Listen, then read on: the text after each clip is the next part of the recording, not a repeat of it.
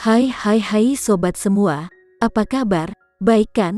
Semoga kalian semua sehat selalu, bahagia selalu dan banyak rezeki. Kali ini Mimin mau melanjutkan cerita dari novel Ternyata Suamiku Penguasa. Semoga cerita ini bisa menghibur kalian semua ya, dan bisa menemani hari-hari kalian semua. Oh iya, jangan lupa bantu like dan komen ya biar Mimin tambah semangat uploadnya. Kalau begitu yuk langsung saja ke ceritanya, cekidot. Melihat putri kecil yang menangis begitu keras, Priscilia menduga itu pasti karena kakak putrinya yang pergi. Putri kecil dan Putri Bramasta adalah sepasang anak dan mama. Sejak Putri Bramasta datang, putri kecil sangat ingin bertemu dengannya, meskipun dia tidak tahu bahwa Putri Bramasta sebenarnya adalah mamanya. Karena putri kecil merindukan mamanya, maka Priscilia akan membawa putri kecil ke mamanya. Karena kakaknya yang bodoh tidak tahu harus berbuat apa. Begitu Putri Bramasta tiba di perusahaan, Priscilia tiba bersama putri kecil, yang matanya semerah kelinci kecil. Priscilia meletakkan putri kecil ke dalam pelukan Putri Bramasta dan berkata dengan marah, "Dia sudah sangat sedih, itu urusanmu sekarang." Setelah mengatakan itu, Priscilia berbalik dan pergi, meninggalkan Putri Bramasta yang menggendong seorang anak. Putri Bramasta berdiri di sana dalam keadaan linglung dan tidak tahu harus berbuat apa. Perkataan Priscilia terdengar seolah-olah itu salahnya karena telah membuat putri kecil menangis seburuk ini. Putri kecil tidak ingin Putri Bramasta tidak menyukainya. Meskipun dia patah hati, dia tidak mau menangis sekarang. Putri kecil. Hati Putri Bramasta sakit saat melihat mata merah putri kecil. Dia memeluk anak kecil itu dengan erat dan berkata, "Putri kecil, kamu bisa pergi bekerja denganku." "Aku bukan anak konyol," kata putri kecil sambil menyandarkan kepalanya ke bahu Putri Bramasta. Menangis lagi. Dia telah mengambil keputusan. Jika Kak Putri memanggilnya anak konyol lagi, dia pasti akan menangis dengan keras. Seperti bagaimana dia menangis kepada papanya barusan. "Putri kecil kita ini sangat imut dan pintar. Kamu sama sekali tidak konyol." Putri Bramasta mengusap kepalanya, merasa tidak berdaya. Apa yang dia pikirkan? "Kakak, apakah kamu menyukaiku?" Putri kecil mengendus dan bertanya dengan lembut. "Tentu saja aku menyukaimu. Aku menyukaimu lebih dari orang lain." Putri Bramasta memeluknya erat-erat. Bahkan dia sendiri tidak membayangkan bahwa dia akan sangat menyukai putri kecil. Putri Bramasta akan sedih jika melihatnya menangis, dan juga akan sangat merindukannya ketika dia tidak bisa melihatnya. Putri kecil tidak mengerti apa yang dia katakan, tetapi dia hanya perlu tahu bahwa kakak putrinya tidak membencinya. Karena kakak putrinya mengatakan dia sangat menyukai putri kecil, putri kecil memegangi wajahnya dan mengusapnya dengan wajah kecilnya. Wajah putri kecil sedikit tembam. Dia menggunakan sedikit kekuatannya untuk mengusap wajah kakak putrinya, yang hampir meluluhkan hatinya. "Kalau begitu kakak akan makan siang denganmu dan kamu bisa menemaniku bekerja nanti." "Oke." Putri Bramasta mencubit wajah putri kecil dan bertanya dengan lembut. "Oke." Putri kecil berbaring di bahu Putri Bramasta dan menjawab dengan lembut. Putri Bramasta menggendong putri kecil dan melihat sekeliling. Dia harus mencari restoran yang menjual makanan yang cocok untuk anak berusia 3 tahun. Namun, hanya setelah beberapa saat, putri kecil tertidur di bahunya. Putri Bramasta membelai kepalanya, tersenyum lembut dan berkata dengan suara rendah, "Sungguh anak yang cantik. Kamu sangat imut. Bagaimana mamamu bisa meninggalkanmu sendirian?" Putri Bramasta tidak tahu bahwa setiap kata yang dia ucapkan akan sampai ke telinga Randy, dan dia tidak tahu bahwa ada alat pelacak di jimat yang diberikan oleh putri kecil kepadanya.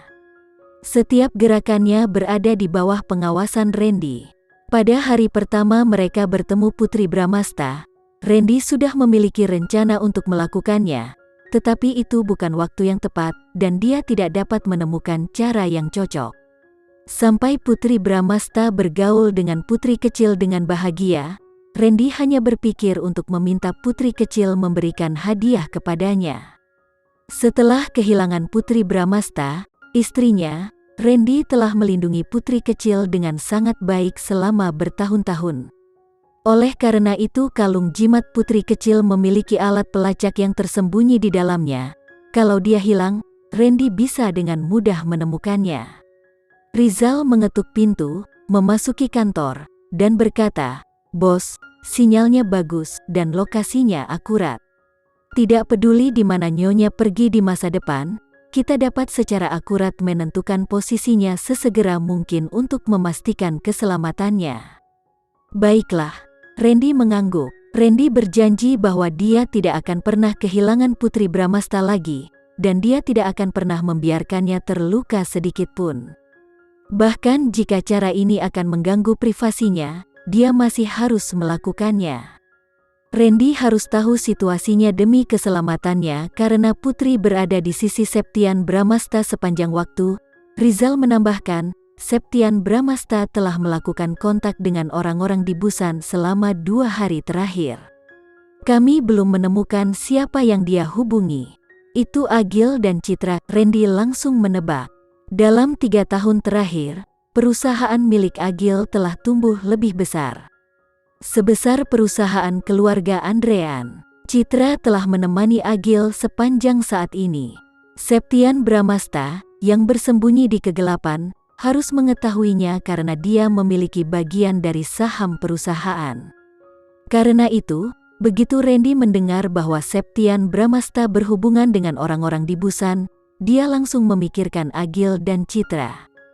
Mendengar kata-kata Randy, Rizal berpikir itu masuk akal juga. Dia berkata, "Aku akan mengatur seseorang untuk mengawasi mereka berdua. Awasi Septian Bramasta juga. Tidak peduli siapa yang dia hubungi. Aku ingin tahu." Randy mengetuk meja dengan lembut dengan ujung jarinya dan tiba-tiba tersenyum. Alis Randy terangkat, sudut bibirnya sedikit bengkok dan matanya lembut. Senyum seperti itu benar-benar tulus. Sama sekali tidak ada maksud tersembunyi. Rizal sedikit bingung. Mengapa bos mereka, bos Randy, tersenyum seperti ini ketika dia menyebut Septian Bramasta? Setelah menatap Randy sebentar, Rizal dengan ragu-ragu berteriak, "Bos, tidak apa-apa, kamu boleh pergi." Randy melambaikan tangannya, dan matanya menjadi lebih lembut, yang membuat Rizal merinding. Setelah keluar dari kantor, Rizal masih bertanya-tanya apakah dia telah melakukan kesalahan sehingga bos mereka ingin menghukumnya dengan senyuman seperti itu. Rizal tahu Randy bisa mendengarkan Putri Bramasta sepanjang waktu, tapi dia tidak tahu bahwa alasan mengapa Randy tiba-tiba tertawa adalah karena dia mendengar Putri Bramasta berbicara. Randy sedang memerintahkan Rizal untuk memperhatikan gerakan Septian Bramasta ketika suara Putri Bramasta tiba-tiba terdengar dari headset Bluetooth di telinganya. "Anak kecil, semakin aku melihatmu, semakin aku berpikir kamu mirip denganku. Mungkinkah aku mirip dengan mamamu? Jadi kamu juga mirip denganku." Randy mendengar Putri Bramasta mencium putri kecil, dan kemudian mendengarnya berkata, "Kamu tidur seperti kucing imut, dan kamu pasti tidak akan menjawab.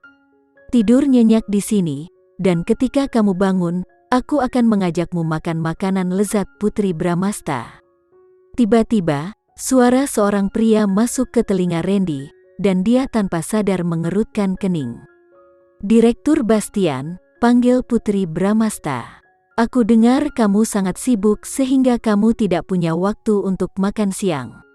Aku membawa beberapa makanan untukmu." Pria itu berkata dengan suara lembut.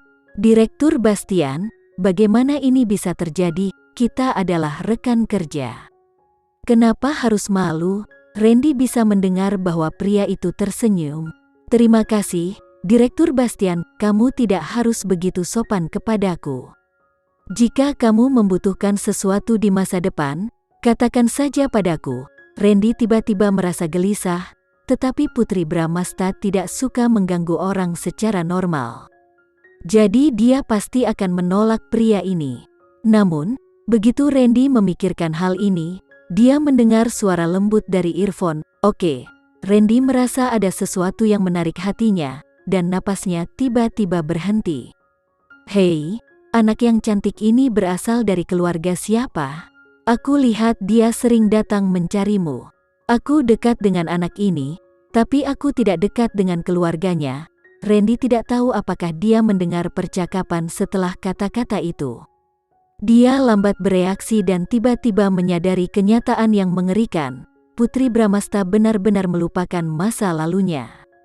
Dalam ingatan Putri Bramasta, dia masih lajang dan memiliki kebebasan untuk jatuh cinta dengan siapapun.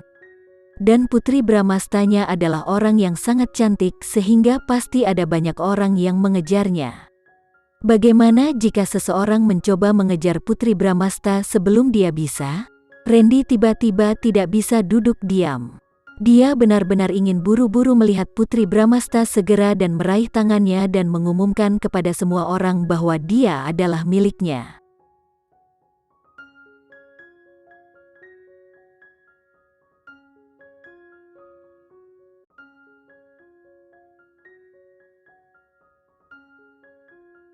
Sekian dulu ya cerita kali ini, kita lanjutkan lagi ceritanya di lain waktu. Oh iya, bagaimana menurut kalian? Semoga bisa sedikit menghibur kalian semua. Jangan lupa like, share dan komen ya.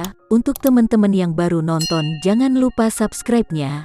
Hehehe, kalau ada teman-teman yang ingin gabung langganan bisa langsung gabung saja untuk dapat fitur yang menarik dan sedikit membantu Mimin. Terima kasih sudah menonton, sampai jumpa lagi. Bye bye bye.